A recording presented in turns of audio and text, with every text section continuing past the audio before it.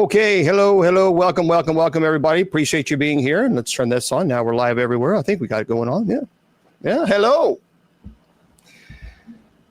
Well, I tell you, hell is going to be a very busy place one day. I'm pretty sure of that. Pretty sure of it. Okay, so hello, everybody. Welcome to the presentation. It's on St. Louis. Oh, yeah, you saw. Oh, you did. Yeah, I never got to see them. I never got to see the Journey in concert. But it's amazing music. Amazing music. All right, everybody. So hello and welcome to the presentation. Thank you so much for being here. Happy Friday to you wherever you are in this beautiful world. Hate is rampant. That is for sure. It is for sure.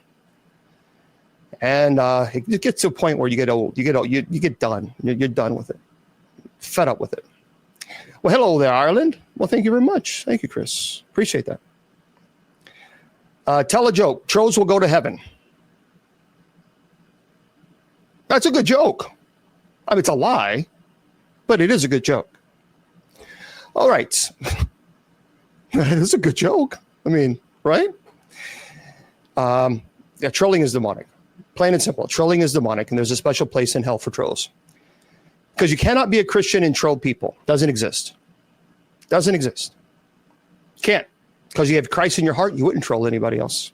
Well, happy Friday to you as well. Happy Friday. Okay, folks, first of all, here's what I want you to do. I want you to go to our sponsors' websites. And the sponsors' website is kgradb.com. And then I want you to click on the shop link. And you click on my name. If you click on my name, they have a lot of really amazing products there. Very, very cool products, new products, as a matter of fact. Yeah, just block them. I don't want no muting. Block the trolls. Block them. They're cancerous people. We don't want them here. And so what you do is you click on my name, Bishop Long. And if you do that, you can purchase these products. And what I love about it is 100% of the profits that would go to me as a community, we are going to donate that to the MKS Kids Foundation.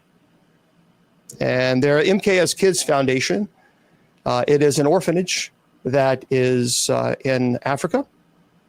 And so we help them out. You know, that's the point. The website is KG, thank you, KGRAD as in dog, B as in bicycle.com, KGRADB.com. And there we are. That's all you have to do is just head on over yonder and check it out. Thank you, guys. Thank you. And it's, like I said, it's an orphanage to help out the community. And I think they certainly need our assistance. So every penny that helps, every penny that's spent there, you know, we're going to be donating some money to the orphanage. Also, if you want to go to my website, you certainly can do so. It's bishopjameslong.com. And then, of course, the church's website is usocc.org. And that is the church's website. Tonight we have a night prayer coming up at 10 p.m. Eastern Standard Time. So we certainly invite you guys to do that. Well, thank you very much. Thank you. Thank you for the gifts. I appreciate them very much. Thank you, guys. And there we are. And that's right. That's right, Sandy. Well, thank you. Oh, please. I appreciate that. Yes, and you can donate to them, but I forgot. Well, thank you guys for the gifts. It's very nice of you. That's beautiful. Actually, I've never seen that. Thank you, guys. Yes, and I forgot their donation. They have a GoFundMe page, but it's the MKS Kids Foundation. And that's they're in here, by the way. They're on TikTok. So if you guys want to head on over there, thank you guys. Appreciate that. So a lot of people, I don't care. Mr. Producer, I'm sorry. I'm going to briefly address this because a lot of people are asking. So I'm just going to talk about this very, very quickly, and then we're moving on. On Facebook, of course, there's an individual. So a lot of people ask me about a particular doll set, an Annabelle exorcism play set. This was last year sometime. And I thought, well, there's no such thing. And so they said, oh, yes, you need to check this out. So I went to the website. The website says, order yours before we sell out. So I ordered it. thinking that it was a joke, thinking that no one's going to sell this. It's not true, but it is. So I got this in the mail last year. And I made a video on this on TikTok. And I said, this is unacceptable. It is an exorcism playset, real Bible and holy water with fun-sized rosary, with the devil tarot card next to it, the world's most famous haunted doll. Now you can become a junior demonologist. Use the holy water, rosary beads, and Bible to cast out the ancient evil that lies within Annabelle. This is it. So I bought it. And then I did a 1-minute TikTok on this particular item. And I said, I don't like this. As an exorcist, that would make sense. The person then who made this went on a vicious tirade and consistently attacked me on Facebook. And I never once posted one response. I left it alone. I ignored it. Didn't reply. And every single post was elevating in its attack against me. Every single one. And then recently, he chose to make an AI video of me and him kissing.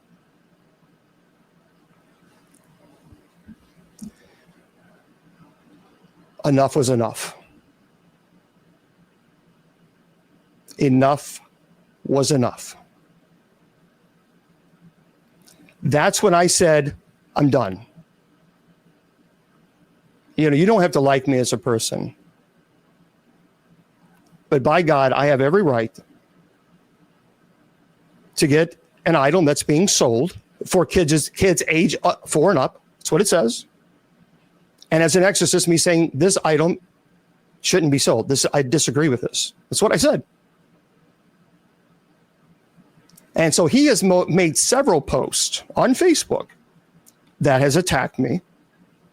Several. And I've said nothing. I've kept my mouth quiet. But then when he made the video, the AI video of he and I kissing, I said, you know what? That's enough. This is not right. This goes too far. And he has escalated and escalated and escalated, telling people that I had him commission a piece of work. That's a lie.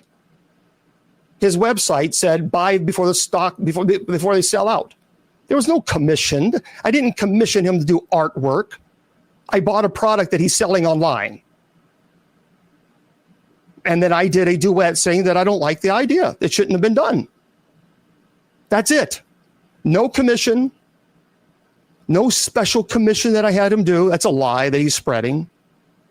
He posted on his website, purchase before the products sell out. So I purchased one. That's it. That's the story. No special commission of artwork. That's a lie. If I, as a clergy member, cannot go online, if I can't say this kind of stuff shouldn't be sold, then we have lost our way as a society. We're lost. We're doomed. And so, like I said, he has made several really derogatory comments, and I've not said one word. Not one word. Oh, I've already spoken to an attorney. Yeah, this is going to stop. This is because, enough is enough. Enough is enough. This is blatant harassment. And then people threatening to dox my information. Okay, you go ahead and do so and see what happens. I'll tell you, I live in Louisville, Kentucky. I'll tell you exactly where I live.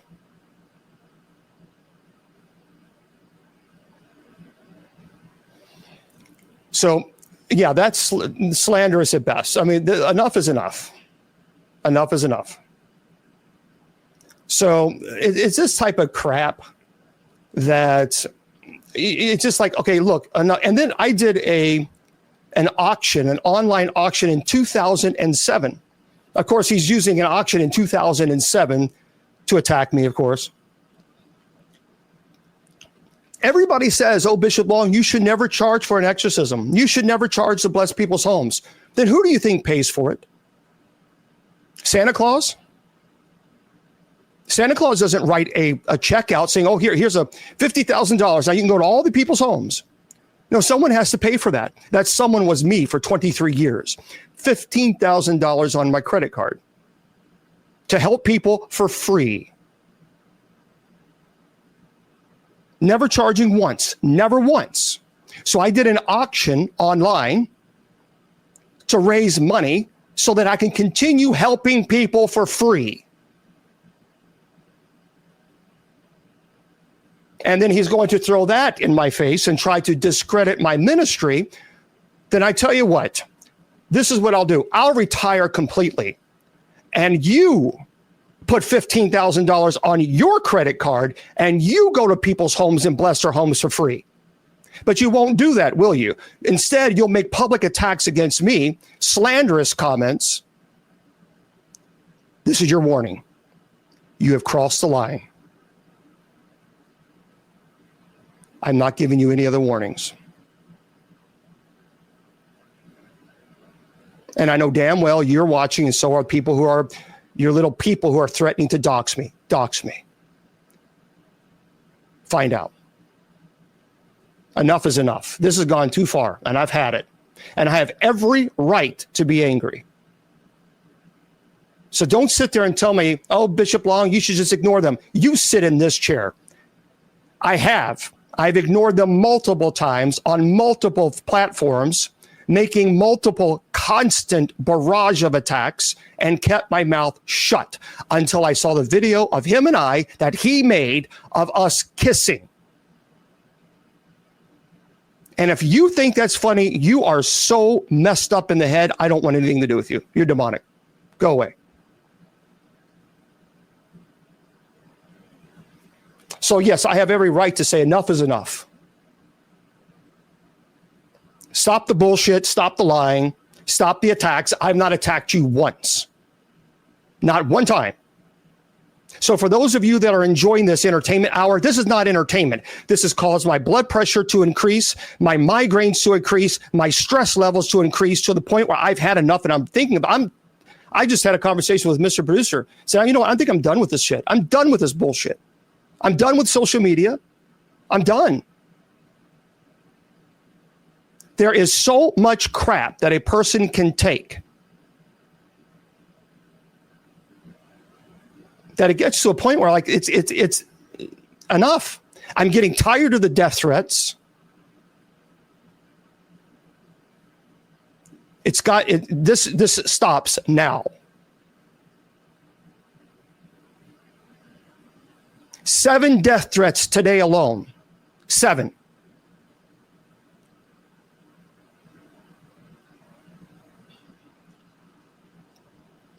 So don't sit there and tell me, oh, just ignore it. Yeah, you sit in my chair and ignore it. You sit in my chair and have someone post a picture of you kissing somebody else, man or woman. So yeah, you've gone too far. You need to knock it off. Enough is enough. I've not made one post to attack you once. I have made a product review on an item that you chose to sell that I disagree with. And now you've taken it too far. You have made multiple posts attacking me, and I've said nothing. And then the video of you and I kissing on AI, you know what? That's bullshit. So for those of you who are entertained, congratulations. I'm glad that you are entertained seeing a person being harassed. Clergy who's given his entire life helping people for free. Not even receiving a salary from the church. So if this makes you happy and excited and entertained, you're sick. You are a sick, sadistic human being.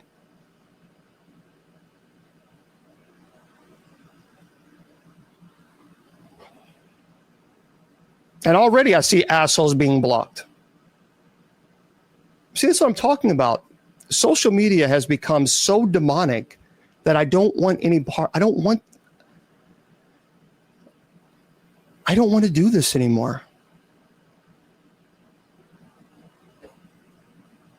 I just don't.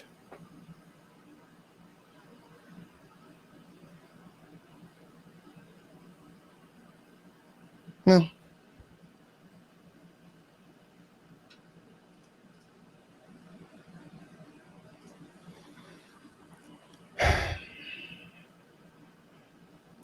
And this asshole like here, then get off social media. Darren, there's a special place in hell for people like you.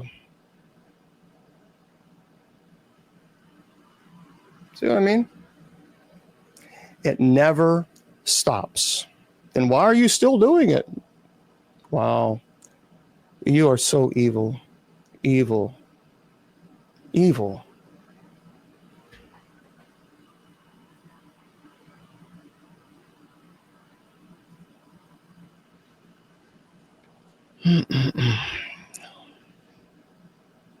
Excuse me, the demons are coming in on TikTok, so now I have to put some sub chat on because people get so giddy and excited. It's like when they smell blood. It's like a pack of hyenas. That's what these people, they're evil. They're evil. There will be so many people that will lose their salvation because of the evilness that's in their heart. Evil.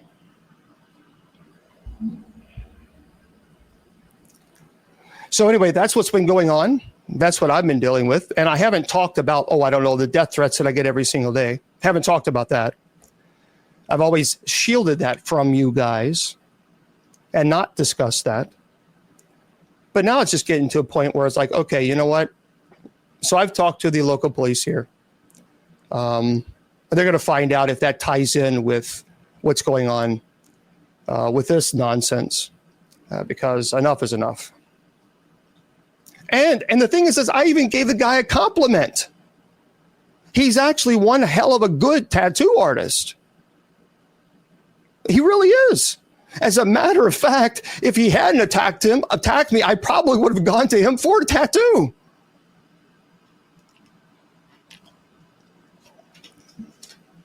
So, hey, I got an idea. Let's bury the hatchet.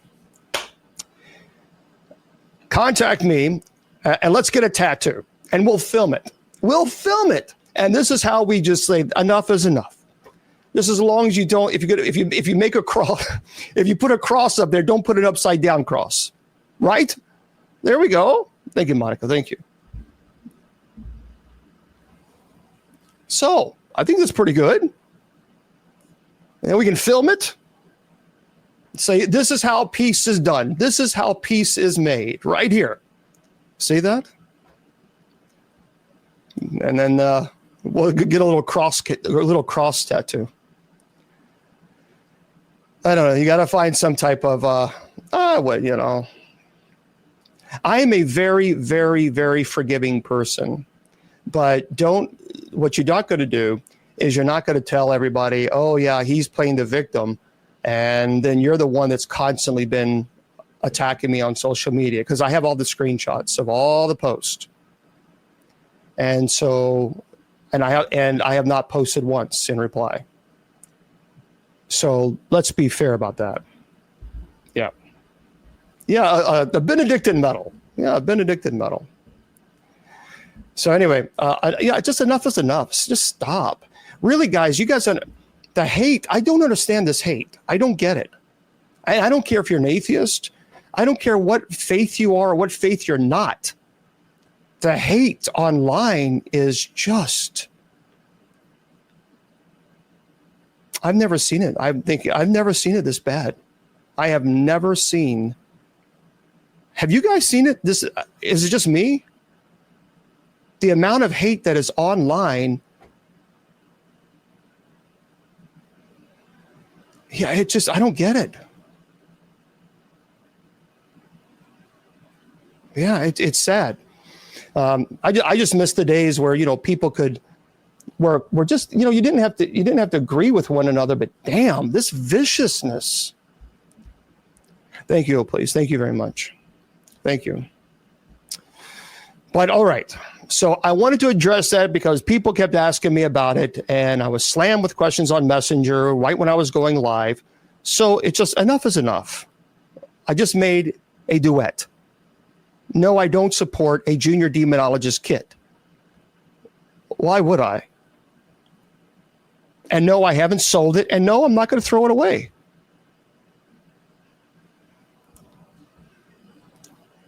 Anyway. So how's your Friday going? How's your Friday going? Mine's going swell. But that's the thing, guys. There are so many people that are going through, not necessarily what I'm going through, but they're going through the amount of hate. And there's a lot of people that are just overwhelmed. And to the point where it's just, it's very negative. Very, very negative. Yeah, better than mine. All right. No, we don't. I think Judy Ann, she does all the modding and that stuff, so I think we're good. Yes, Inessa. Well, thank you very much. Thank you, Elsa. Okay, everybody. Hello, welcome. And primarily because it wasn't so much the actress. It's just I'm not a big fan of Jesus Christ Superstar. The new version. It's horrible. It's horrible. It's terrible.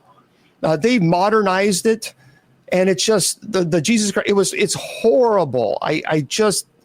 No. I saw Ted Neely and Carl Anderson in Ohio. They actually did the original. Thank you. The original. Thank you, please. Thank you. That's very nice of you. They did the original Jesus Christ Superstar, the one that you saw in the movie. That was unbelievable. I mean, when I tell you it was phenomenal, it was unbelievable. And then I saw it again like a year later. Thank you there, Sheldon. And then I saw it a year later, and it was horrible. This new modern, I don't know. I don't like it. I just don't like it. So it's not, to me, it's not about who played the Jesus or even Judas for that matter. It was just, I don't like the modern concept. Thank you, Margie. But I'm sure I'll get hate on that too. All right, let's go into our show, our presentation. And just bury the hatchet. Just stop. Just stop. Life is too damn short. It's too short. It is. It's too short. To have hate and anger. For what? Okay. Right. Yeah, it does, man. Okay. Let's go into it. So today we're going to talk about something. Thank you, Chrissy. We're going to talk about unsolved mysteries that are based on real truth, reality. And we haven't talked too much about this, but some of these stories are going to really shock you. And remember, these are real stories that are unexplained. First, we talked about the Dyatlov Pass. Did a presentation on that. Thank you there, Jax. The Dyatlov Pass incident, it is 1959 incident. Don't forget that. Thank you there, Mr. Producer. 9 Russian hikers passed away under bizarre and violent circumstances in the Ural Mountains. Their tent was slashed from the inside, and their bodies were found scattered. Some with missing eyes, tongues, and severe internal trauma, but little damage. No definitive explanation has ever been proven. Now, what they did find is that there was some internal a profound force that was almost like an akin to being hit by a truck or something. But yet there was no bruising. There were no bruising. Oh, excellent. Excellent, Austin. Welcome. Okay. So it's kind of interesting, isn't it? The Dyatlov Pass, I did the press. Now listen to this. This is a story that I want to tell you guys about. Have you ever heard of the story of the disappearance of the Sodder children? 1945. Thank you. Thank you, oh, please. If you have not heard of this, oh my gosh, this is crazy. All right, listen. 5 of 10 children vanished after a mysterious fire destroyed the Sodder home in West Virginia. Thank you, Sheena. And Sheena's wonderful, by the way. Very gifted. No remains were ever found, and suspicious circumstances suggest that the fire may have been staged to cover up a kidnapping. So here's the story behind this. So we're going to delve into one of the most chilling and perplexing mysteries in American history, the eerie disappearance of the Sodder children. See, the tragic event, which unfolded on Christmas Eve in 1945, has haunted the small town of Fayetteville, West Virginia for decades. It's a story that has a lot of fear and suspicion and unsettling unknown. So it's a Christmas Eve, December 24th, 1945. The Sodder family was preparing to celebrate Christmas, and George and Jenny Sodder, along with their children, 10 children, were filled with the warmth of the holiday spirit. And that night, the family gathered for a festive dinner. But as the night progressed, a series of events would lead to unimaginable nightmare. And as the children played with their new toys and the families enjoyed the evening, the unthinkable happened. A fire broke out in the Sodder home, engulfing the structure in flames, and George and Jenny managed to escape. But the chaos, they believed that 5 of their children, Maurice, Martha, Louis, Jenny, and Betty, were trapped inside. Well, the fire raged through the house, and the sounds of crackling flames filled the air. And George and Jenny watched in horror as their home burned to the ground. Firefighters arrived, but the blaze was too intense. And when the flames finally subsided, the charred remains of the house were all that remained. And in the aftermath, the Sodders were devastated. They searched the debris, hoping against hope to find their children alive. But as the hours passed, they were confronted with a grim reality. There were no bodies. The coroner ruled the children passing, but the Sodders couldn't shake the feeling that something was amiss, even though they had no bodies there. And in the days and weeks that followed, the Sodder family began to piece together a disturbing narrative. They received reports from witnesses who claimed to have seen the children after the fire. Some said they'd seen them put inside a car by a mysterious man. Others claimed that they had seen the children alive and well in a nearby town. George Sodder, determined father, could not accept the official narrative. And he believed that his children had been kidnapped. So he began to investigate, and uncovering a web of secrets that hinted at a darker reality. The local authorities dismissed his claims, but George was relentless. He sought out leads, followed tips, even hired a private investigator. Now, there's a lot of theories. As the investigation unfolded, various theories emerged. One was a kidnapping. Some believe that the children had been taken by a group of individuals who had a vendetta against George Sodder. He had been outspoken about local corruption and made enemies in the community. And could someone have sought revenge by abducting his children? Other people argue organized crime. See, Fayetteville had a history of organized crime, and some speculated that the children had been taken as part of a larger criminal scheme. And the soldiers were Italian immigrants. The Sodders. Some believe that they were targeted because of their heritage. Now, some argue that it was government involvement. A more sinister theory suggested that the children were taken by government agents, and George had been outspoken against certain government policies, and some believe that the children were taken as a warning.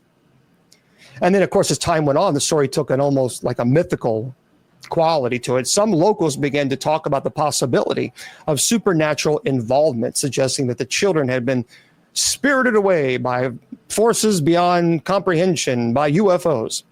Well, anyway, in the months and years followed, the Sodder family continued to search for answers.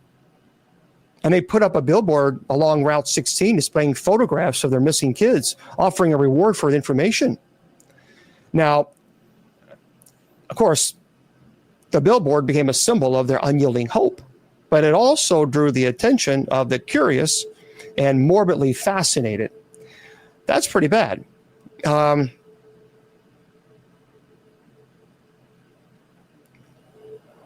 May I ask respectfully, without being asked, hated, or kicked out, are you gay or straight, Bishop? I'm celibate. I've taken a vow of celibacy. I mean, okay. I don't know what this has to do with the Sauter family, but I'm a celibate man. I'll be celibate until the day I die. I've consecrated my life to God. So, okay. Next. All right. So anyway, the letter suggested that their family were alive and living under new identities. The Sauters were both hopeful and terrified. And what if their children were out there living in fear, unaware of their true identities? Well, but the person did say, may I ask respectfully? Okay. There's your answer. I'm celibate. Anyway, despite the passage of time, the mystery of the Sauter children never faded. And George and Jenny continued to search for answers until their deaths, and the case remains unsolved to this day. The fire that consumed their home may have extinguished the lives of 5 children, but it also ignited a fire of speculation and fear, unsolved questions. What's interesting, in 1968, a strange twist occurred when a woman contacted the Sauter family claiming to have information about the kids. She told them that their children were alive and living in a nearby state. So the Sauters were filled with hope once again, but the mystery only deepened. The woman's claims were never substantiated, leaving the family in a state of perpetual uncertainty. So anyway, the story of the Sauter children serves as a haunting reminder of the fragility of life and the darkness that can lurk in our shadows and communities. So the Sauters family has inspired numerous documentaries, books, articles, each attempting to unravel the enigma of the fate of the kids. So it's the mystery of the Sauter children endures. The dark chapter of American history, it continues to evoke fear and intrigue. So will we ever know what truly happened that night? We don't know. So that still is completely unsolved. That's crazy. Okay. This is a very interesting story as well. Sorry, that's funny. The Hinterkaifeck unaliver. Well, I can't say unalivers. You can't say the M word because you do, they'll block you on TikTok. In 1922, a family of 6 was brutally unalived at their isolated German farmstead, and the killer may have lived on the property afterward, feeding livestock and lighting fires, but no one was ever caught. So listen to this. In Bavaria, Germany, March 1922, the farm sat on the edge of the forest, half swallowed by snow. The town of Grober was a full hour's walk from the house, and the path to it, called Hinterkaifeck, which it was narrow, often covered in drifts that rose to the knees. Well, Andres Gruber liked it that way, and he didn't trust people, especially not since the war. And he lived there with his wife, his daughter, his widowed daughter, Victoria, and her 2 kids, and their maid, or rather their new maid. The last one had fled 6 months ago, whispering about voices in the walls and footsteps in the attic at night. Everyone thought she was just fragile, although they were wrong. The new maid's name was Maria Baumgartner. She was 55, broad shoulder, and too poor to be picky. The job paid well, even if it meant living miles from town with no family. And so the Grubers were quiet, especially Victoria, who hardly spoke unless spoken to. Her daughter was watchful. Joseph was only 2 and always coughing. Well, anyway, that night, Maria unpacked in the tiny servant's room, and the walls were thin, the floors creaked. The stove, obviously cooking food. And at midnight, as the house settled, she heard something above her, not rats, not wind, footsteps. Slow, deliberate, crossing the attic, pausing, then moving again. She sat up in bed listening, and there were no other rooms above her, only the attic. Well, the next morning, Andreas found deep footprints in the snow leading from the forest to the house. But there were no prints leading back out.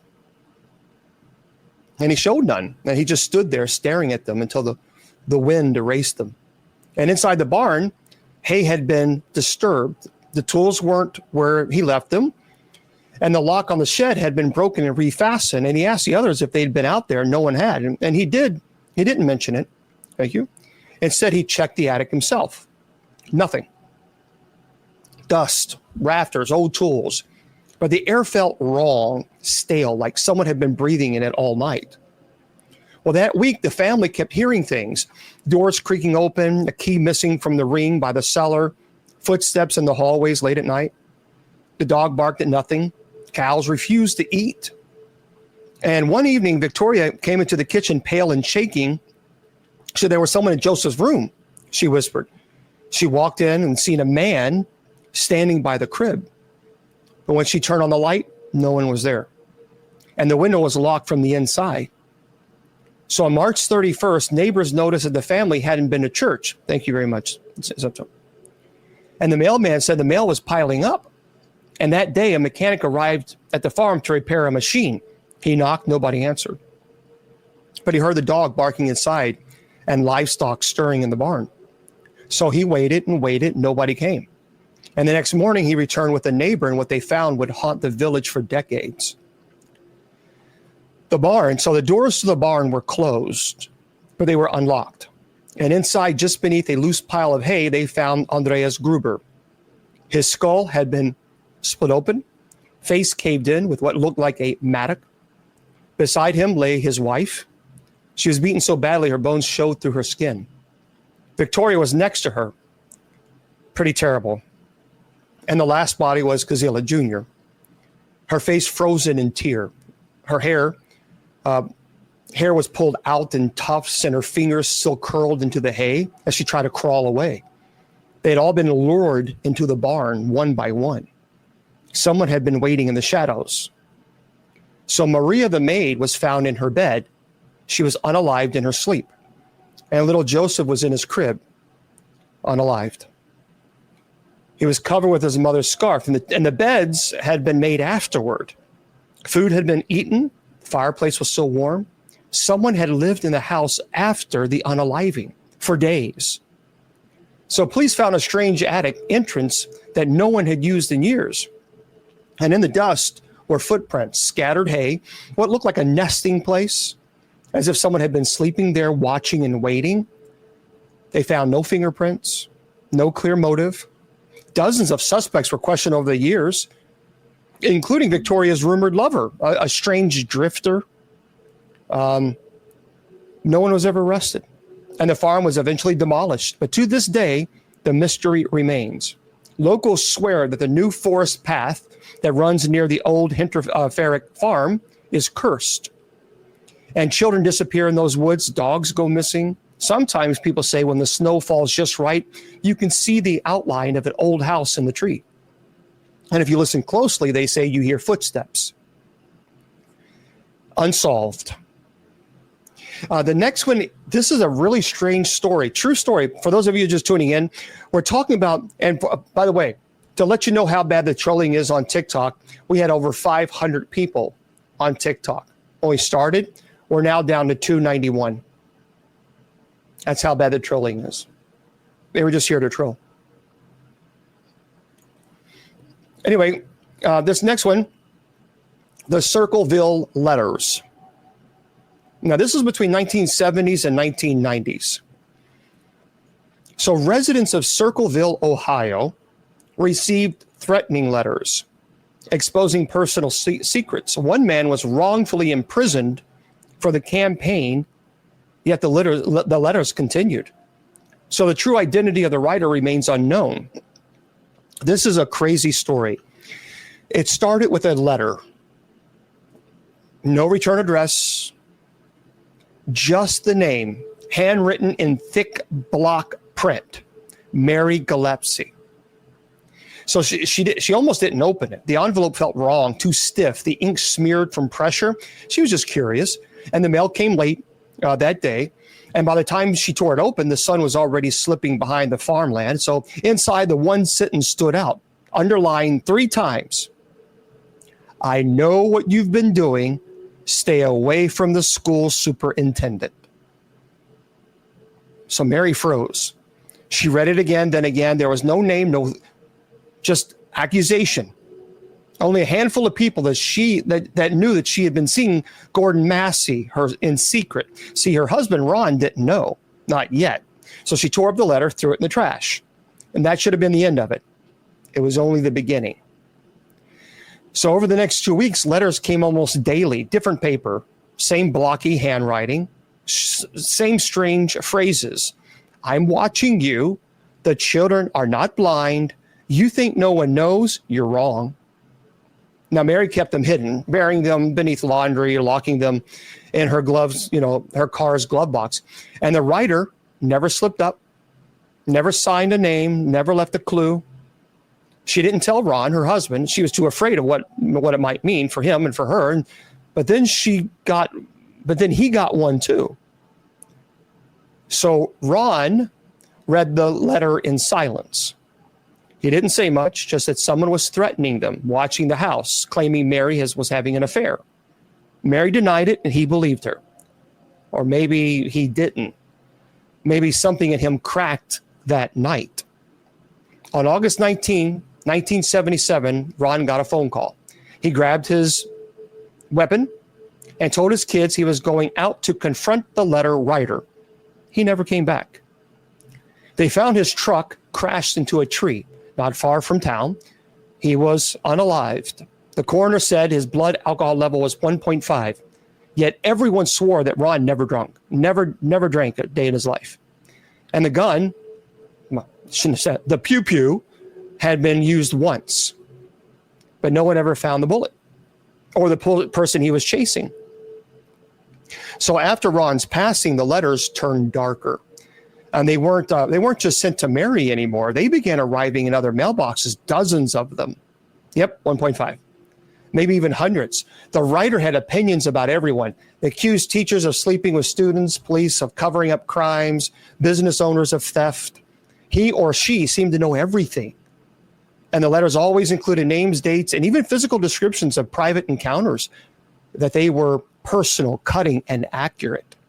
So people stopped answering the doors. Some even installed deadbolts and alarms. Others kept weapons by their bed. And in the middle of it all, Mary's life kept unraveling. Well, a few years later, in 1983, Mary was driving her school bus route when she saw a small, crude sign nailed to a fence post. She pulled over, she approached it. It was another warning about Gordon Massey and about her. She ripped it down, and behind it, partially hidden in the weeds, was a box. And a string ran from the sign into the box. When she opened it, she found a small, rusted weapon that was rigged to fire. It was a booby trap. If she had pulled the sign too hard, she'd be unalived. The serial number on this weapon had been scratched off, but the sheriff's office traced parts back to a man named Paul Freshour, Mary's ex-brother-in-law. Paul said he was innocent, that he hadn't written the letters or built the trap. He said someone was trying to frame him, but he failed a polygraph. So police searched his garage and found similar materials. Thank you there, Julie. He was arrested and convicted, even though his handwriting didn't match and no one could prove he mailed anything. He went to prison in 1984. But here's the problem. The letters didn't stop. In fact, they got worse. So Paul was in solitary when the prison warden received a letter. So did reporters and the sheriff, all in the same handwriting. And he says, you think locking me up will stop me? I'm still watching. You got it wrong. Paul couldn't have sent them, but someone did. See, Paul was released 10 years later. So he lived quietly, never spoke about the letters again until he passed away. And after his death, his widow said she believed that he had been framed, that someone out there, maybe more than one, had been orchestrating the whole thing from the start. She said Paul received a final letter weeks before he passed away, no postmark, left on the porch, and all it said was, "You shouldn't have talked." To this day, the Circleville letters, the case remains unsolved. Nearly 1,000 letters were sent over 2 decades. No one was ever definitively identified as the writer. And some believe it was someone close, like a neighbor, a teacher, a family. But most disturbing of all, the handwriting hasn't been seen in years. But every once in a while, a postcard appears, an unsigned envelope, and inside block letters, "I'm still watching." Now, there are some people that say that this case actually inspired the "I Know What You Did Last Year" or last summer or something like that, that movie, the movies that are out. So there are some people say that this case inspired that movie, "I Know What You Did Last Summer" or whatever it's called. So even today, it's still unsolved. All right. Now let's go into the next one. This is the Voynich manuscript. The Voynich manuscript. This was a 15th century book that was written in an unbreakable code, full of bizarre illustrations, unidentified plants, astrological symbols, and nude figures. Scholars and cryptographers will still have no idea what it means or who even wrote it.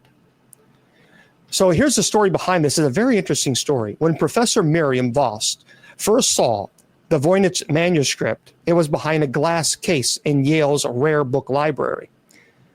Illuminated by dim light, its pages looked older than time itself, covered in curling vines, impossible plants, naked women in pools, and text written in a language no one had ever translated. Well, she should have walked away, but Miriam never let a puzzle, sit unsolved. So she petitioned for access. Okay. Thank you, Mark. And so she petitioned for access, red tape, caution, approval, and then at last the key card, the gloves, and the warning from the librarian. The librarian said people get strange about that book, obsessive. Well, Miriam had heard the stories. Scholars studied the manuscript too long, suffered breakdowns. A Czech researcher in the 40s supposedly burned all his notes before vanishing. And one Italian linguist swore the letters changed when he turned his back. Well, nonsense, Miriam thought. Academic hysteria, myth wrapped around myth. Anyway, but the moment she touched the parchment, something inside her shifted, she said. The text didn't resemble any alphabet that she knew. And she knew dozens. I mean, she was a linguist. But this script looked like it meant something. There were patterns, echoes, a rhythm to it, she said, like language humming under the skin. She didn't try to read it, not at first. She just observed, photographed, traced, sketched, dreamed about it. And then the whispers started. At first, she assumed it was her mind playing tricks. And late nights, too much coffee, not enough sunlight.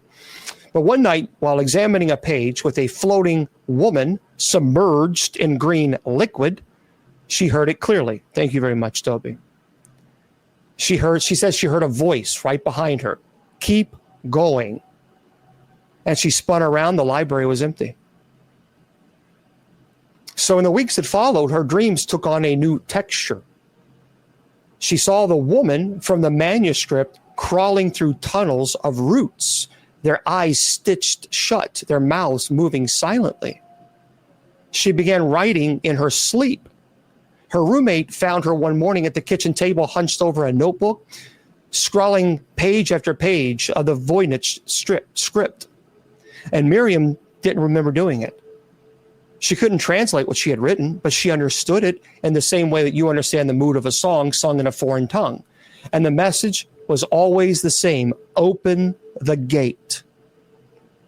So one night, while reviewing her high-resolution scans, she noticed something impossible.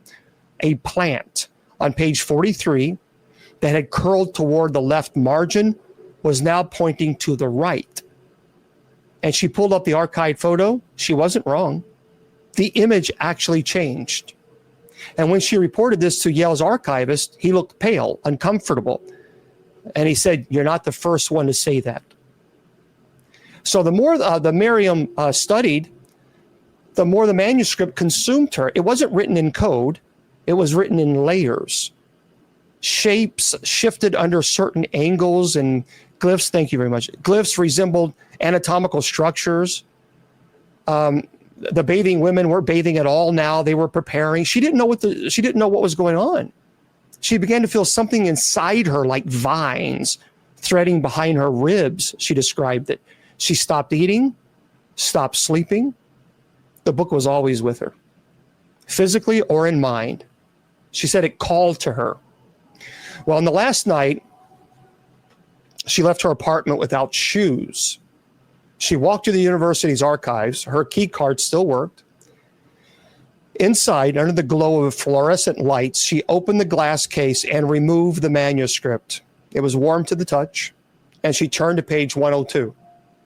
And the illustration had changed again. Now it showed a circular structure surrounded by roots and bone-like spires. And at the center, a single word written in the Voynich script. It glowed faintly, as if drawn in like faint gold. Her lips moved involuntarily. She read the word aloud. The lights flickered. The room, she said, grew colder. Something moved behind her. She turned. There was no one. Just the scent of damp earth. So Miriam was never seen again. Her apartment was found abandoned. Walls covered in unintelligible script drawn in dirt, clay, and blood. Her notebooks were sealed. Her recordings classified. The manuscript was returned to its case. Page 102, now blank. And to this day, scholars still study the Voynich manuscript. But most give up. Some spiral. A few get too close, and then every now and then someone swears the images inside change. That the writings has grown more aggressive, more urgent, more potential, because the manuscript is not a book. Many people say it's a door, and once you start to understand it, it understands you. This is a true story. I would love to see this book. That would be absolutely fascinating. Okay, again, for those of you just tuning in, I'm Bishop Long. I appreciate you guys being here. Happy Friday to you wherever you are. Hopefully you're having a great Friday. We are talking about true, unsolved, haunted cases that are quite frightening and that are completely unexplained. Some of these cases are truly eerie. And when you have books like this, it really does make you think, what in the world is this? Okay. Let's go into the next case is the Elisa Lam case. This is crazy. Some of you probably have heard about this. The Elisa Lam case, it's 2013. Thank you there, Cheeto. A 21-year-old Canadian tourist was found unalived in a water tank that was atop the Cecil Hotel in Los Angeles after acting strangely in an elevator that was captured on camera. Her passing was ruled accidental, but how she got into a sealed tank remains unexplained. So this is a true story here. Listen to this. This is crazy. So Los Angeles, 2013, the elevators wouldn't close. Elisa Lam stood inside, back pressed to the corner, her breath quick and shallow. She jabbed the button for the 14th floor again, and again, nothing. She peeked out into the hallway, then darted back. Her arms waved oddly as if pushing something unseen away. She whispered to herself, and the camera above blinked red, recording. 30 seconds in, Elisa stepped out and vanished. So she arrived in Los Angeles in January 26, 2013, alone. A 21-year-old student from Vancouver, shy and eager, chasing sunshine and stories. She called her family every day, took photos, blogged about loneliness, about books, about finding her place in the world. She checked in at the Cecil Hotel. It's a building with a past so dark that it might as well have been built on a burial ground. As a matter of fact, the who was that one idiot? What is his name? Oh, I forgot that guy. The one serial killer. I forgot his name. But he was there for quite some time. Ramirez. Yeah, Ramirez. Yeah, that guy. That guy was evil. Pure evil. Yeah, the Night Stalker. Yeah. But he stayed there for a while too. But anyway, Richard Ramirez. So Richard Ramirez, he lived there, and Jack Unterweger as well. Floor after floor of long, narrow halls, sickly yellow wallpaper, and strange stains that the cleaning staff never quite removed. She was given a shared room, but after 2 nights, her roommates asked to have her moved. They said she was acting weird. They didn't explain any further. So on January 31st, the hotel's front desk noted that Elisa hadn't checked out, and her parents had already, concerned by her sudden silence, called the police. Flyers went up. Officers searched the hotel. Dogs sniffed every floor. They didn't search the roof, not yet. A week later, LAPD released a surveillance video. Elisa in the elevator, looking frantic, speaking to no one, but hiding and gesturing, acting like she was being followed by someone she couldn't see. The internet exploded with theories. Drugs, a manic episode, a stalker. The elevator game, a Korean urban legend that claimed a person could access another dimension by pressing buttons in a specific sequence. Because in the video, Elisa presses 4, 2, 6, 10, 5, then waits, and the door never closes. Well, on February 19th, after weeks of unanswered questions, guests at the hotel began complaining that the water was black. It tastes weird. The pressure is low. So a maintenance worker climbed to the roof, past the locked alarm doors, across the open platform, opened a narrow ladder to one of the 4 massive water tanks, and inside one of them, floating face up in the water, was Elisa. She was naked, deceased. Her clothes were found at the bottom of the tank, coated in a sandy residue. Her phone was never recovered. There were no bruises, no signs of trauma, no illegal substance, anything in her body.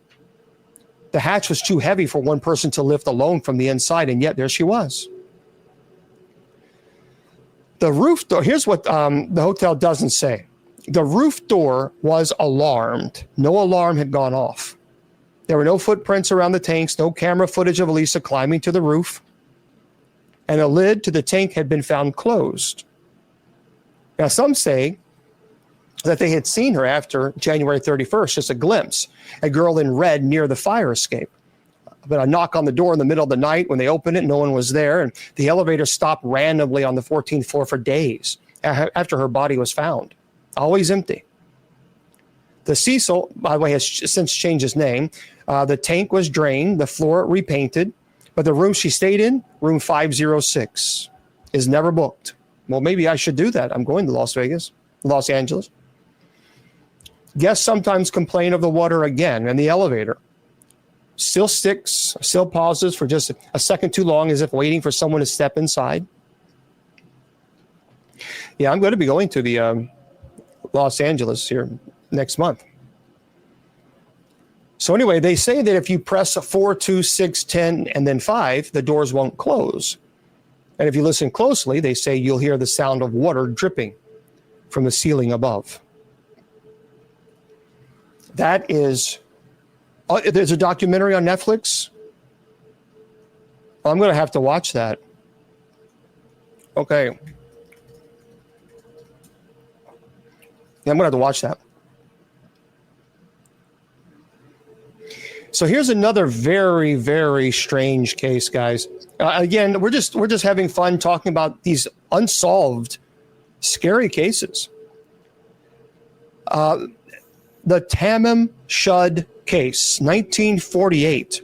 Yeah, what was the Netflix name? Do you know? Monstar? It's a great documentary. I'm going to have to watch that. That's really interesting then. Yeah, if you guys know the name of the documentary, is it just called Cecil Hotel?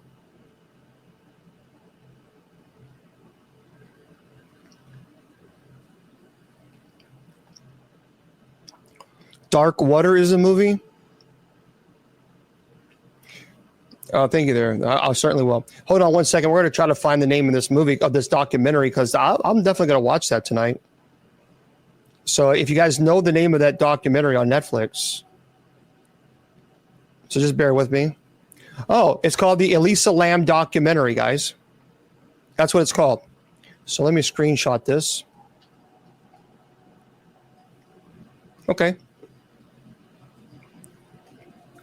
I might be saying it wrong. Eliza Lam. Okay, listen to this, guys. This is really odd.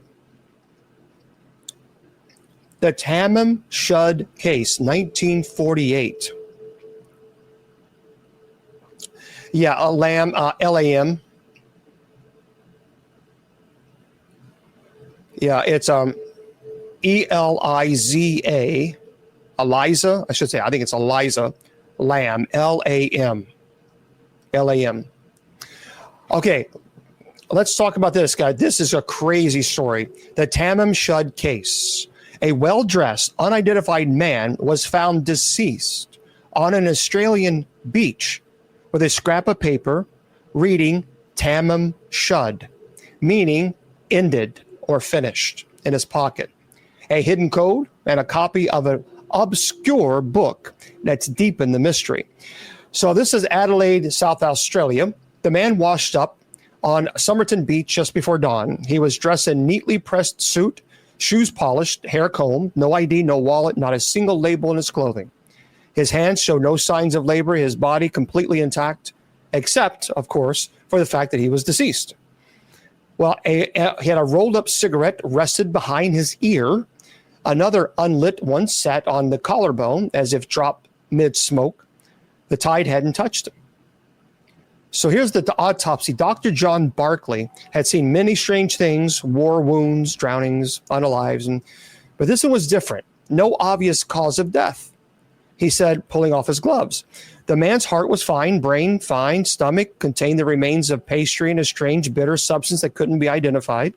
His spleen was 3 times normal size. Pupils were tightly contracted. Says as if his body just shut down, the coroner muttered. A quiet death without struggle, without identity. But weeks later, while re-examining the man's clothes, a clerk at the city morgue noticed a small stitched up pocket inside the waistband of his trousers. Inside was a tightly rolled up scrap of paper. Just 2 words. Tamam Shud. They were Persian. It is ended.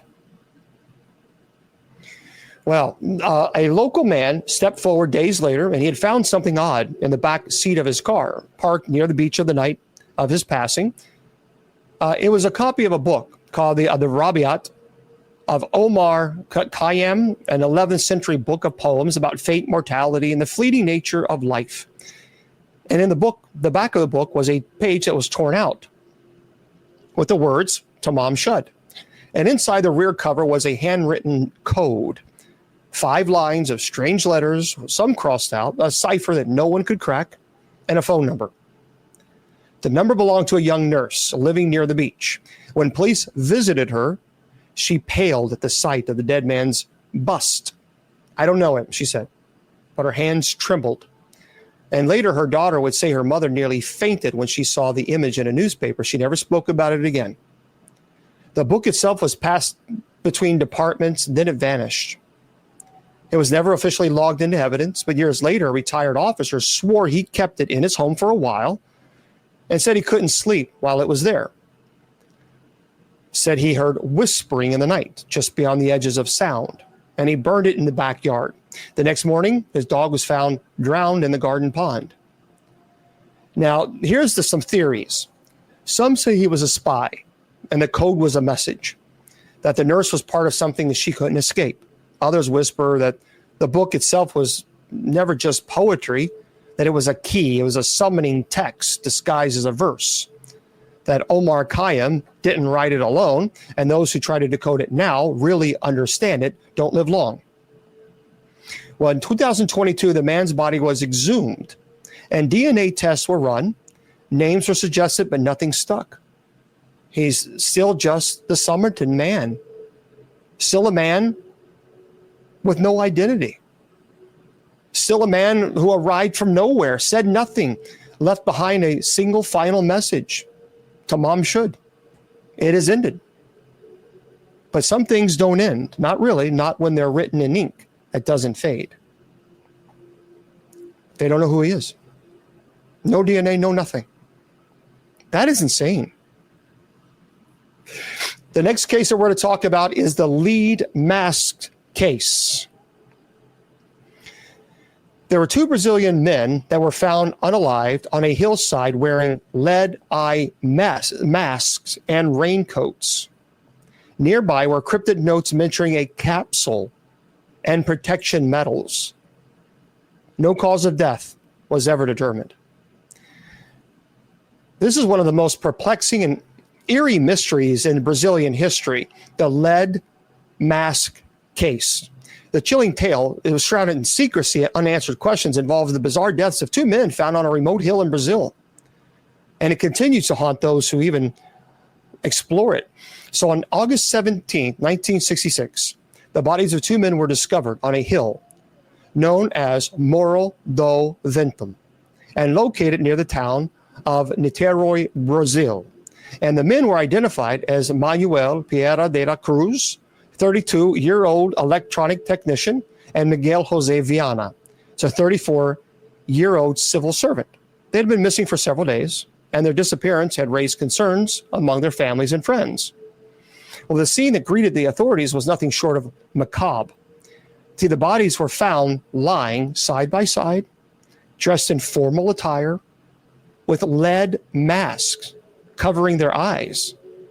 The mask typically used to protect against radiation were a chilling detail that would leave investigators baffled. So the discovery of the bodies was made up by a group of children who had been playing in the area. And when they stumbled upon the lifeless forms, they were struck by the eerie sight of the two men, their faces obscured by the heavy lead mask. The children ran in to inform the parents, and soon the local authorities were summoned. And upon arrival, the police were confronted with a scene that defied explanation. The body showed no signs of violence or struggle. There were no indications of how the men had passed away. Only clues found at the scene were a small notebook and a cryptic message that would send shivers down the spine of anybody who read it.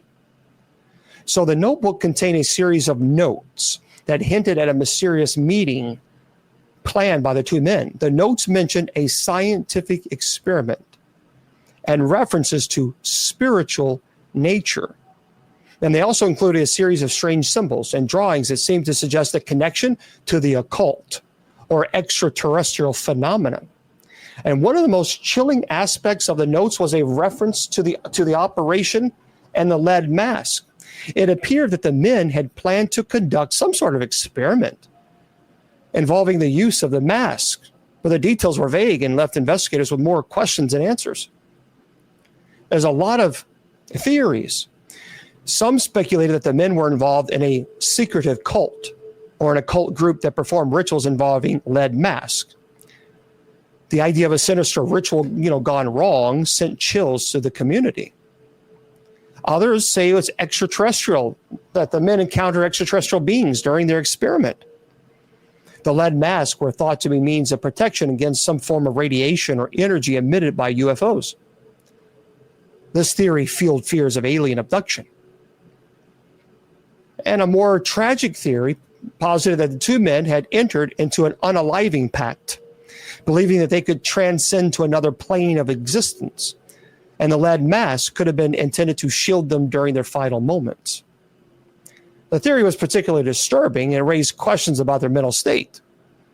And then, of course, some people thought a darker theory suggested that the men were victims of a government experiment involving mind control or radiation exposure. I know, yeah, it's crazy, isn't it, Ari? The secrecy surrounding their deaths and the bizarre circumstances of the case led some to believe that they had been used as pawns in a larger, more sinister scheme. Despite the efforts of local authorities, the investigation into the deaths of these two men hit a dead end. Autopsies revealed no clear cause of death. There were no signs of poisoning, trauma, natural causes. And the lead mask remained a chilling enigma. And then, of course, as time passed, the case faded from public attention. But people still keep talking about it. Today, the lead mask case remains one of Brazil's most enduring mysteries. There were books, documentaries, discussions about this. The chilling details of the case continue to evoke fear, intrigue. So, nothing. It's a chilling tale that continues to evoke fear and speculation. So no one knows what happened or even how they passed away. That is insane. When I read these stories to prepare, I was kind of dumbstruck. Yeah, Cheeto. Okay. We'll do some more. We're going to go until about 8:30 or so, and then we'll open up and chat with you guys for a little bit. Don't forget, we had 10 p.m. We have night prayer coming up. So if you'd like to pray with us, that'd be fine. Don't forget, everybody, for those of you just joining us, remember, if you go to kgradb.com, click on the shop link. Don't forget to do that. Click on my name. And they have a lot of great items there. And 100% of the profits that I would make from people buying it, we are going to donate this to the MKS Kids Foundation, which is an orphanage in Uganda. And so they certainly would appreciate your help. And again, just go to KGRAD as in dog, B as in bicycle.com. And then click on the shop link, and you'll see my name there. Okay. The Flannan Isles Lighthouse disappearance. Really a strange case. The Flannan Isles. Thank you, Lynn. The Flannan Isles Lighthouse disappearance. The 1900. 3 lighthouse keepers vanished from a remote Scottish island without a trace. The logbook contained eerie entries about a powerful storm, yet weather reports showed clear skies. So here's the story behind this. Really interesting. In the remote North Atlantic, where the wind howled like a beast and the waves clawed at jagged rocks, stood the Flannan Isle Lighthouse. Its cold stone tower rose from a tiny island, sentinel ocean against the ocean's fury. It was supposed to be a place of safety and order, where 3 men kept the light burning, guiding ships through treacherous waters. But one winter, something went terribly wrong. James Ducat was a relief keeper sent to the Flannan Isles in December of 1900. And when the supply steamer Hesperus arrived at a stormy crossing, Ducat and the captain noticed something strange. The lighthouse was dark. No welcoming beacon flickered from the tower. And as they approached the island, a feeling of unease crept in. The usual signs of life, smoke from the chimney, footsteps in the snow, were absent. The door to the lighthouse was unlocked. Inside, silence. They found no one. The 3 keepers, James Ducat, Thomas Marshall, and Donald MacArthur, had vanished without a trace. The lighthouse was in disarray. The clock had stopped, and the beds unmade. A chair lay overturned. The logbook ended abruptly 3 days earlier on December 15th with a final encrypted entry says, "Storm. Can't hold much longer." No bodies, no clues, just an eerie emptiness where 3 men should have been. Now, Ducat and the captain searched the island. Around the base of the lighthouse, the ground was churned up and muddy, as if something had dragged itself there. Near the cliffs, they found strange footprints, too large for any man or unlike any animal known to the island. And at the edge of the rocky shore, they saw a tangled mess of ropes and a coil of weather-beaten chain. Something had happened out there in the storm, but what? That night, as the relief crew huddled in the supply ship, the wind's mournful wail seemed to carry the voices, whispers barely audible beneath the roar of the sea. Shadows flickered across the dark waters, shapes just beyond the lantern's reach. Some sailors told tales of a monstrous wave, furious ocean spirit claiming the keepers for their stubborn defiance. Others spoke of a ghostly ship seen on stormy nights, crewed by lost souls, seeking to drag others into the depths. Well, Ducat never forgot the silence inside the lighthouse, the way the air felt thick with dread. And when he left the island, he swore he had heard the faint sound of a bell ringing far out at sea, calling for help. No one could answer. And to this day, the Flannan Isles stand deserted. The lighthouse burns bright, but the men who tended its flames are gone, swallowed by the storm or something far darker. And when you hear the wind howl along a lonely coastline and the waves crash with a voice like a scream, remember the keepers of the Flannan Isles. They vanished without a trace, swallowed up by the sea's cold embrace, leaving only questions and a light that never dies. True story. That is insane. Now, oh, that's pretty cool, Lily.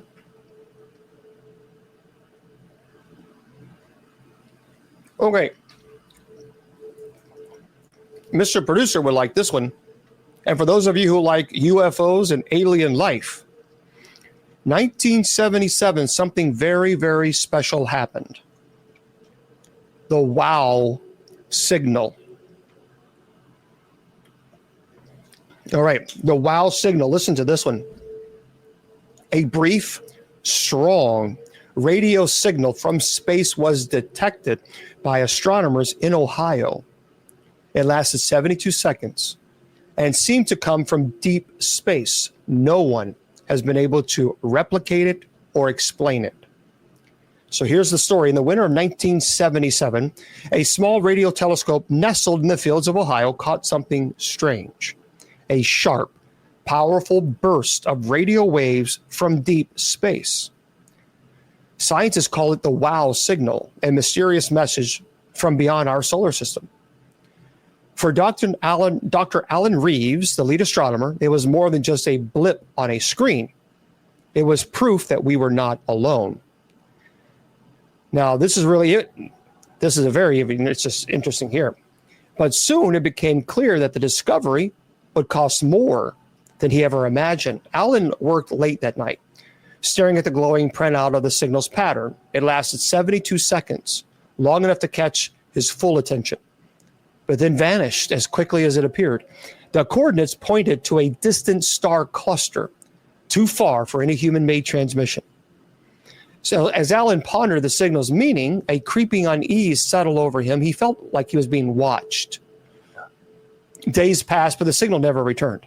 The observatory was quiet, yet Alan's nights grew restless. He started noticing small things, equipment behaving oddly, faint static in his headphones, shadows moving where none should be. Then the dreams began, and in his sleep, Alan saw a dark void sprinkled with stars. A voice echoed through the silence. Alien, yet somehow familiar. We are here. A presence pushed to the edge of his mind. That's what he would hear in his dreams. He woke, gasping, drenched in sweat, he said. Colleagues noticed his growing obsession. Alan began to isolate himself, poring over the signal's data, trying to decode it.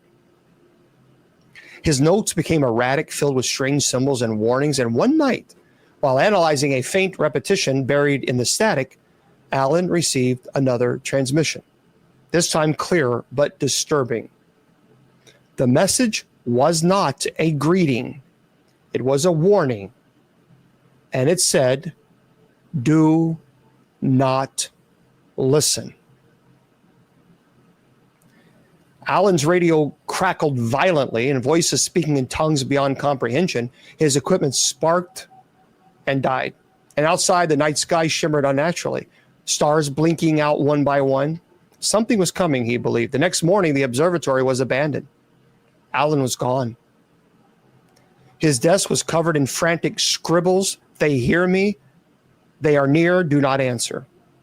And all that remained was the faint hum of a radio, endlessly searching the void. And weeks later, the WOW signal was re-examined by other astronomers, but it never reappeared. Some said Alan had gone mad, lost, to the isolation of his work. Others whispered that he had made contact, something ancient and hostile, reaching across the stars. And sometimes late at night, when static fills the silence, you can still hear the faint echo of the WOW signal, calling and waiting. Perhaps a cosmic whisper that promises knowledge but carries a curse. And this, my friend, that's a true story. Completely went missing. The WOW signal. These are insane. This is another story. In 1955, the MV Joyita mystery. This was a merchant ship, was found adrift in the Pacific Ocean with no crew on board. The radio was tuned to emergency frequency, but the vessel was still seaworthy. The 25 people on board, they were never found.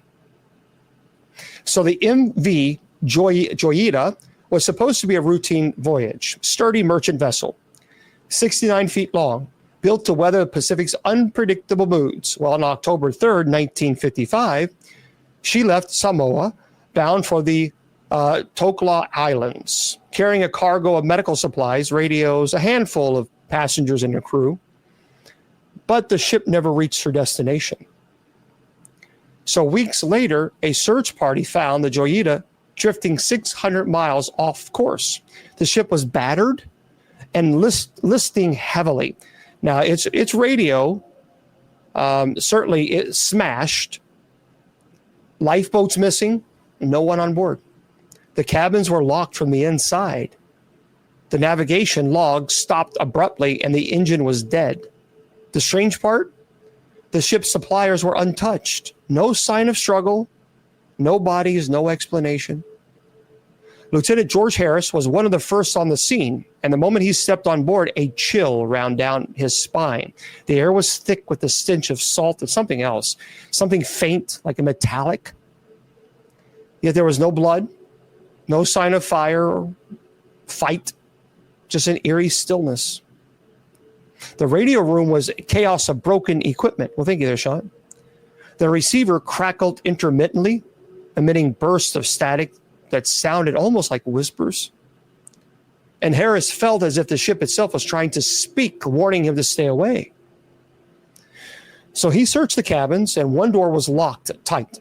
When finally forced open, it revealed a room in perfect order. Beds made, personal belongings neatly stacked. But a small pool of water had gathered on the floor as if the sea had silently crept inside. It is the MV, as in Victor, Joyita, Joyita. But no one was there. And on the deck, lifeboats were gone, yet there was no sign anyone had lowered them. The ropes and davits were intact, hanging uselessly. Where had the crew and the passengers gone? Well, theories obviously abounded: pirate attack, mutiny, sudden illness. None fit the facts. Some whispered dark stories, like the Joyita had sailed into a ghost storm. Thank you. A cursed patch of sea where ships just vanished without a trace. Lieutenant Harris felt haunted by the silence of that ghost ship. At night, he swore he heard faint footsteps echoing in the empty corridors and soft voices. Well, one morning, his relief found him staring out at the sea, pale, trembling. He said, "I heard them," he whispered. Here's words: the lost souls of the Joyita, they're still out there waiting. So the MV Joyita was towed back to port, but never repaired. The ship remained a ghostly reminder of the Pacific's mysteries. Thank you, Connie. So what happened to those on board? Did they vanish into the ocean's depths, or does something else, something unfathomable, claim them, leaving the Joyita to drift alone, a silent warning of the endless sea? Some say if you sail near the spot where the Joyita was found, you can hear her radio crackle in the dead of night, or a broken voice. But this remains completely and totally unsolved. Yeah. Well, hello there, Kimmy. Yep, I saw. Welcome. Isn't it crazy? Now, we'll do a couple more, and then we'll answer questions. See how that goes. Okay. 1940s and 50s. I'm not going on a cruise anytime soon. The Bennington Triangle disappearances. Well, there's been a series of vanishings occurred in Vermont's Green Mountains, including hikers and townspeople who vanished without a trace in the same area. It is now dubbed as the Bennington Triangle. Here's the story behind it. In the rugged hills of southwestern Vermont lies a stretch of wilderness locals call the Bennington Triangle. It's not marked on any map, but those who know the land speak in hushed tones about the strange vanishing that plagued the area. In 1945, when a young man named Mitty Rivers set out to hunt deer in the dense woods near Glastonbury Mountain, Mitty was an experienced outdoorsman, but he never returned. Search parties found his abandoned truck and gear, but no sign of Mitty. Then came Paula Weldon, a college student out for a hike on the long trail in 1946. Thank you. She was seen last on a mountain ridge carrying a lunch pail and wearing her signature yellow sweater.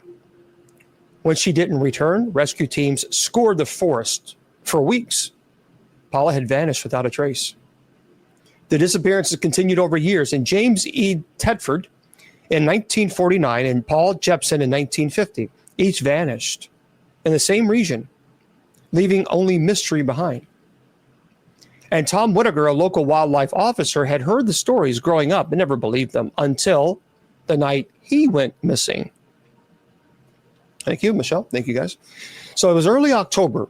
The air was crisp and sharp, leaves rustling like, whispered warnings.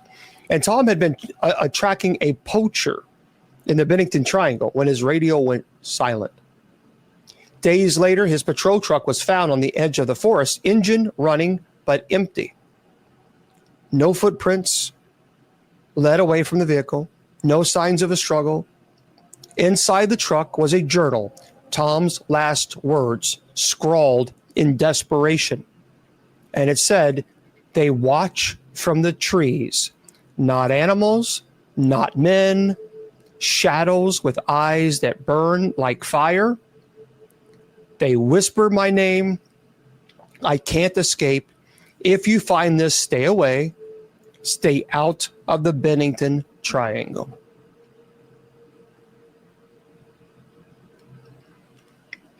Well, local legend spoke of a darkness in the woods, a presence that consumed those who dared enter. Well, some said it was a restless spirit of the land itself. Others whispered of something older, being from beyond the natural world, stalking the forest floor. Yet later, hikers and hunters still vanished. Some reported hearing strange noises, low chants carried on the wind, or the snapped twigs where no one is there.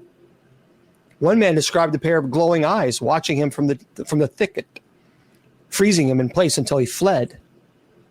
But despite warnings, thrill seekers and investigators came to explore the triangle. Few stayed long, and all left with stories of unease, of feeling watched, or shadows that moved beyond the firelight. And the disappearances never stopped. So, my friends, if you find yourself near Glastonbury Mountain, remember Tom Whitaker's warning. Thank you, John. Don't answer the whispering voices. And it says, whatever you do, don't look into the eyes that burn like fire in the shadows. And this is a true story. We got to go to Bennington Triangle, don't we? I think so. Mm-hmm. We should. No. Yeah, absolutely. Tell us how it is. Okay. We talked about this not too long ago, but I do want to mention this again because this is really interesting. Remember the Qamar Daban incident that I talked about? 1993. It's similar to the Dyatlov Pass, a group of hikers in Siberia. They passed away under strange circumstances. Sudden internal bleeding, foaming at the mouth. No cause of death, no clear cause of death. Only one survivor made it out. For those of you who don't know, what happened very quickly on this one, it involves a group of hikers. The Dyatlov Pass is really a strange case. Because the Dyatlov Pass, these hikers were experienced hikers. They were not novices by any means in the Dyatlov Pass, as well as these people. Listen to this. It involves a group of hikers that vanished without a trace in the wilderness of Siberia, leaving behind a series of inexplicable events that continue to haunt those who hear it. So the Qamar Daban Mountains range, located in Siberia, is known for its breathtaking beauty, but also the treacherous terrain. So dense forests, steep cliffs, unpredictable weather create an environment that can be as deadly as it is stunning. So in the summer of 1993, a group of experienced hikers set out to explore the rugged wilderness, unaware that they were about to step into a nightmare. So the group consisted of several individuals, including a seasoned mountaineer named Vladimir Shumkov and his friends who are eager to experience the raw beauty of the Qamar Daban range. They're well prepared, equipped with necessary gear, familiar with the risk of hiking in a remote area like this. However, as they ventured deeper into the mountains, they would soon encounter a series of events that would change their lives forever. Thank you very much.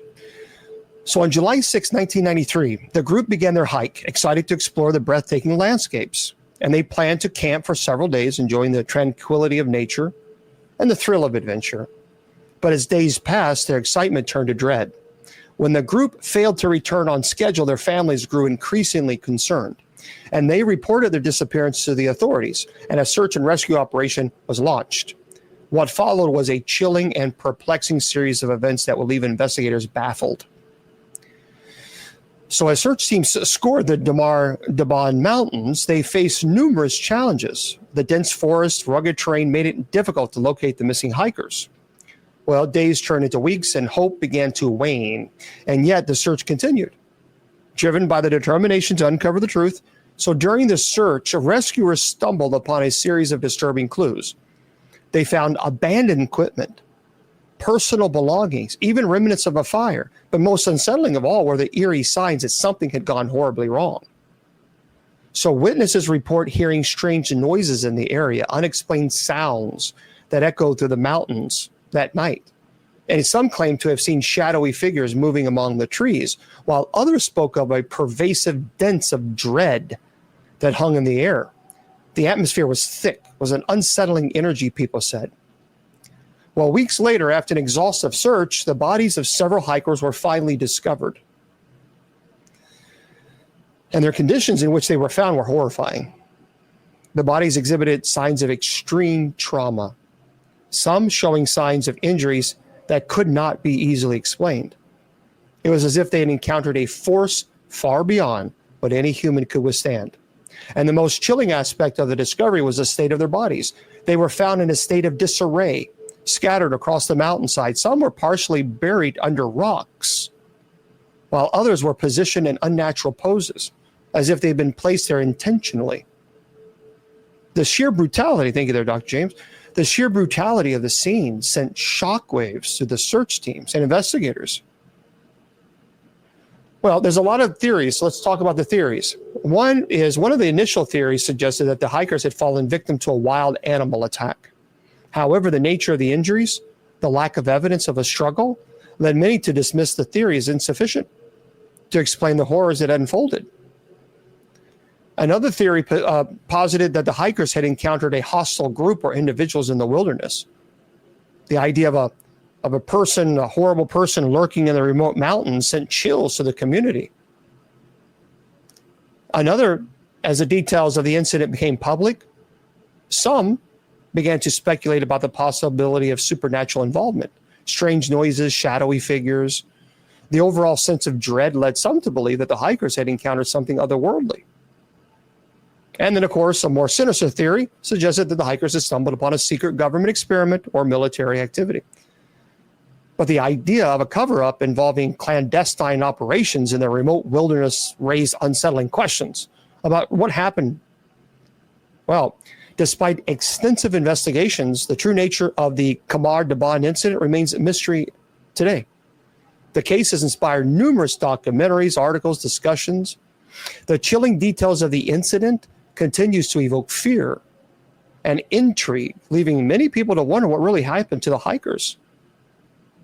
You know, were they victims of a brutal attack, or did they encounter something more sinister? The unanswered question lingers, and no one knows. And as we reflect certainly on this haunting mystery of the Qamar Daban incident, we're confronted with the unsettling reality that some questions may never be answered. And the darkness of this story looms large, reminding us that the wilderness can be both beautiful and terrifying. So the Qamar Daban incident serves as a chilling reminder of the fragility of life and the shadows that can engulf us in the most unexpected ways and places. And even to this day, it remains unsolved. Okay, hello. So we're going to stop there. And I have a few more. I'm going to turn I'm sure I'll be turning sub chat back on here in a moment. Yeah, it's a really strange, isn't it? Well, actually, let's just do one more very quickly because we have enough time to do one more. The Malaysian Airlines flight MH370, 2014. A commercial plane with 239 people on board vanished mid-flight. Despite international searches and satellite tracking, only scattered debris has ever been found. So as March 8, 2014, when Malaysia Airlines flight MH370 took off in Kuala Lumpur, bound for Beijing. On board were 239 souls, passengers and crew. Captain Zahari Ahmad Shah and his co-pilot followed the flight plan. Thank you, the peppermint. The plane systems hummed steadily. Then, without warning, the plane vanished from radar. Air traffic controllers scrambled. Attempts to contact the aircraft failed. No distress call, no signal, just silence. And search efforts spanned thousands of miles across the Indian Ocean, but no records, no bodies. It was as if the plane had just swallowed up whole by the sky. And among the search team was Alina Park, satellite analyst tasked with combing through endless images of the ocean. So she pored over every pixel, desperate for a clue. Then she saw something, a shimmer on the water's surface, too perfect, too symmetrical to be natural. And coordinates matched the last known path of MH370. But as Alina zoomed in, the shimmer flickered, then vanished. So that night, Alina dreamt off the plane, and she was inside the cabin in the dream.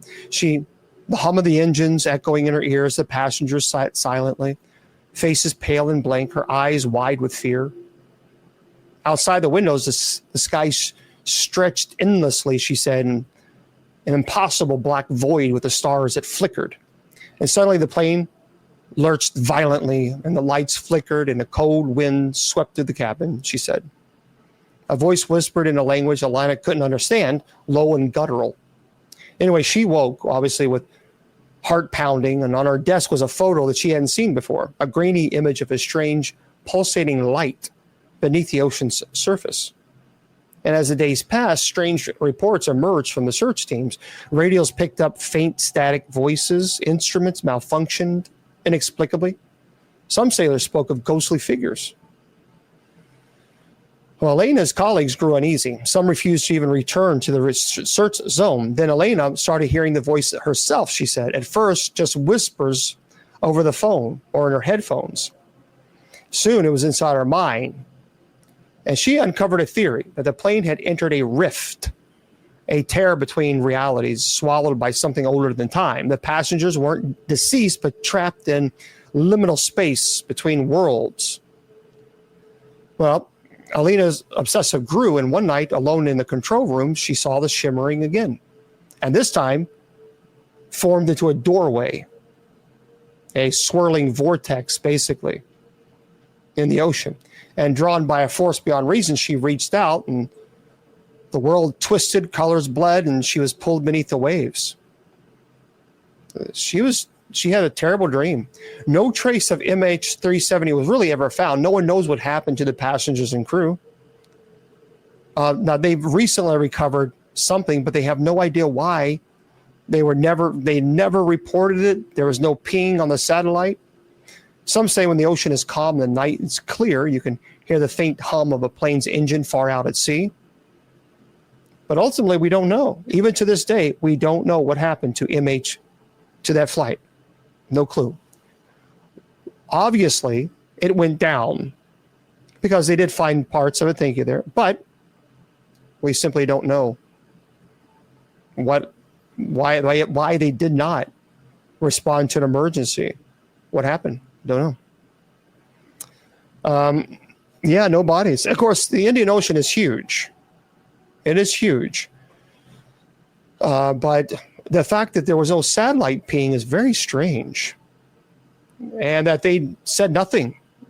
They would have transmitted something if there was an emergency. Just disappeared. So we don't know. Okay. So there we go, guys. That is your presentation of unscary, unexplained historical stories. And some of these stories are crazy. There was quite a few of them. Maybe one day they'll be solved. Oh, wow. Your sister was supposed to be on that flight. Wow. Thank you, Patrick. I'd say that is very interesting. But, would I go into the Vermont mountains? Of course, yeah. Yeah. With a great big bazooka. Yes, absolutely. Because actually, it's not so much the paranormal thing that I'd be frightened of. I'd be of real animals that are there. That's the thing to be concerned about. I think it was intentional. So I do believe that something was intentional. I think there was foul play there. Whether it be the captain or the pilot. So it could also be perhaps the pressurization of the plane, that maybe perhaps there was a fault in that and they just were not aware of it. So if it was not purposeful, then I would say it could be that the depressurization, something was wrong, something happened. Because when you're at that elevation, and if you don't have pressurization, it would not take long at all for you to become incredibly disoriented and then just simply pass away. No, not implosion. When you're 35, 40,000 feet above ground, that's why planes are pressurized. And so, because the breathing, it's very difficult to breathe in that type of elevation. And so it's possible that there could have been some type of malfunction with the pressurization of the aircraft, and perhaps the pilots were unaware of it. And when that happens, matter of fact, that happened to a professional golfer. I forgot his name. Yeah, Jacqueline, it's funny you just said that. The professional golfer in his jet. And the pressurization, they just were slumped over. It just makes you very, very, very tired. And then before you know it, you're asleep. Yeah, Stuart Payne, thank you. You are asleep, and that's it. You pass away. So it's quite possible that could have happened too. But we don't know. That's what makes it really interesting. Thank you, Trish. Very kind of you. Thank you. Yeah, oxygen deprivation. Payne Stewart. Okay. when you get up into that elevation, this is why if you ever see the, people who hike up to Everest, they call it the death zone. I believe it's after 30,000 or 35,000. Hello. And when you get past that level, your body literally starts to die. And so you have to have, many people have oxygen, most people. You have to have oxygen when you're at that level. But even then, you're limited. And so it's, the movie Everest is fantastic. If you've never seen the movie Everest, it talks about that issue as well. And it shows what could happen. All right. Hello, everybody. Welcome. All right. So here's what we're going to do. We're going to close out anybody who's listening to this on podcast. I want to remind everybody that the presentation, of course, is on podcast if you so have the desire to listen to it. Or, of course, you can go on other social media platforms and you can watch it there or listen to it there, either way. Let me go here. So, and I want to remind everybody, don't forget to go to KGRADB Radio, KGRADB.com. All right, if you do that and then click on the shop link and make sure you click on my name. And when you do, they have a brand new shop, brand new items there. And please purchase those items. And 100% of the profits that would go to me, we are donating that to the MKS Kids Foundation, an orphanage that is in Uganda. They are desperate. They need assistance. And I am honored to be a part of their show. Right now, Japhet, it's just on hiatus. So it's not been officially canceled. Many shows are just on hiatus. We just simply don't know. So I'll go. No, I'm not selling indulgences. Actually, I don't sell anything, but thanks for being a troll. Boy, what a horrible human being you are. Go away, troll. Man. See, that's what I'm saying. You can't even do something nice for an orphanage in Uganda without people attacking you. This is how demonic social media has been. It is demonic. Anyway, for those of you on all the other social media platforms, I appreciate you guys being here. And trolls, you need to change your way, because I promise you, if you continue to troll, you will not see heaven. It is evil. It is demonic. And when you troll, it is sadistic. It is evil behavior. But for everybody else, I appreciate all of you guys. And remember, your value does not decrease based on a troll's inability or refusal to see your worth. You're priceless. And don't let a demonically influenced person tell you or convince you otherwise. Until then, good night.